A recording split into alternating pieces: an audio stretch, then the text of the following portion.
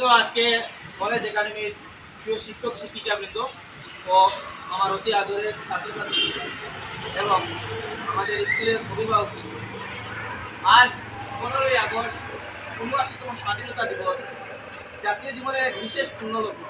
তাই এই বিশেষ দিনটিতে সকলের আগে প্রণাম নিবেদন করি শহীদদের উদ্দেশ্যে।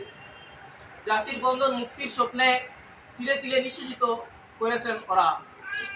জাতির মুক্তিকে নিজের মুক্তি বলে ধরেছেন।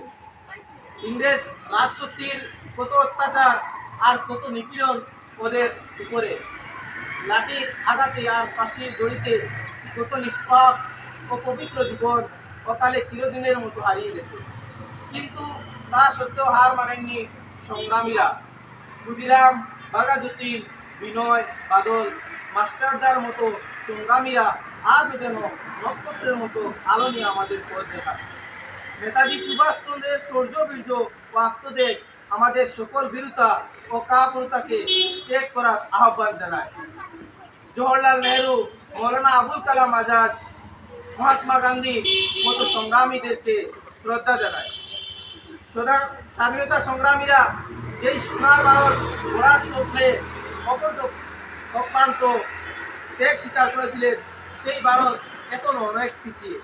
এখনো ভারতের ঘরে ঘরে দারিদ্রতা, শিক্ষা, খাদ্য, বাসস্থান ইত্যাদির সমস্যা রয়ে গেছে।